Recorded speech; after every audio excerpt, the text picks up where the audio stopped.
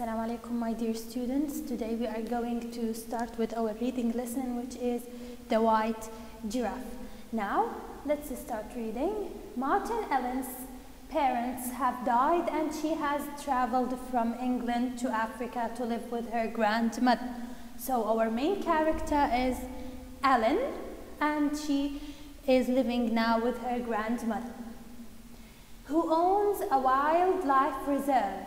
Tendai and Zulu, tracker who works for her grandmother, have told her of a rare white giraffe believed to be in the reserve. He has found its tracks and he has followed them, but he has never been lucky enough to see the animal itself. One rainy night, Martin glimpses the giraffe from her bedroom window. She decides to go into the reserve to find it. The air was perfume sweet with the scent of fallen mangoes and gardenia blossoms.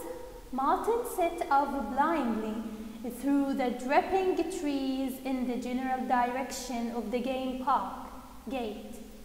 The one useful thing she had overheard during the investigation the previous week had been Tendai telling her grandmother the new code for the padlock. She had made a point of committing the numbers of memory. When her hands touched the cold metal gate, she felt for the heavy chain that bound it and the lock that secured it.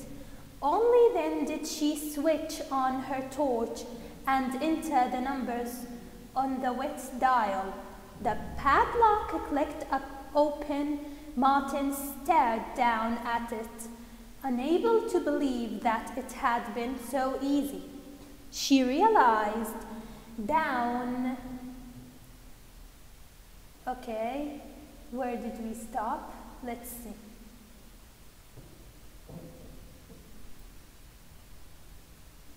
She realized Martin stepped through the gate and stifled a cry of terror.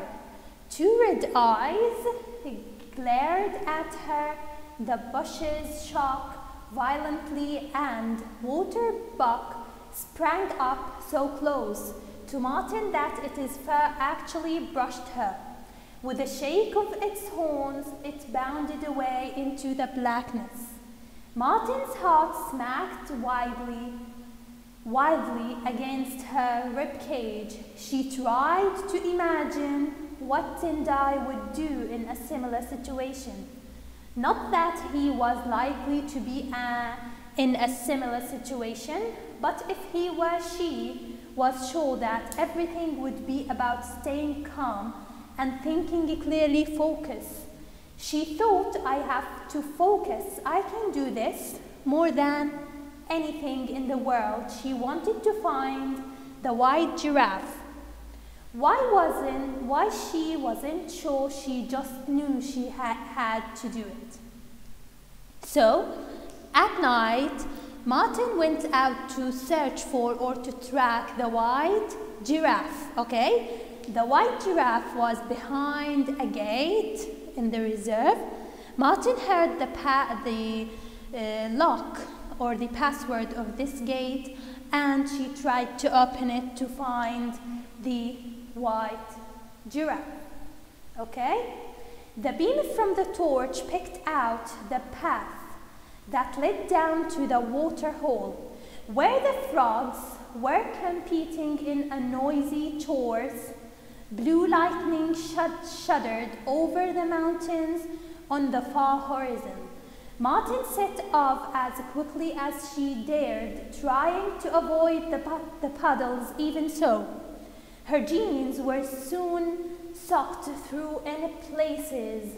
The grass was taller than she was, and cold droplets drenched her hair and ran down her neck.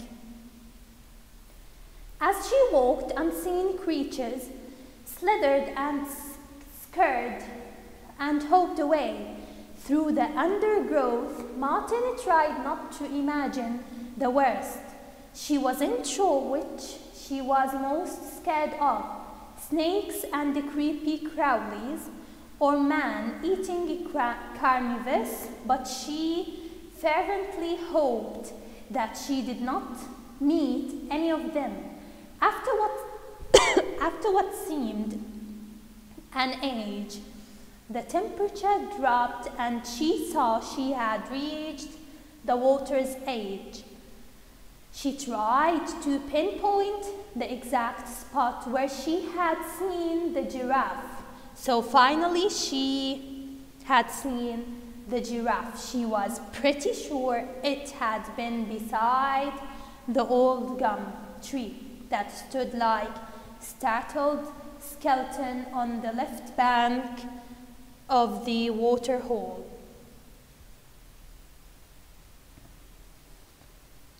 Sheer instinct warned Martin something was behind her. The same sixth senses told her to turn around very, very slowly. A cape cobra was coiled in the mud, barely 6 feet away from her.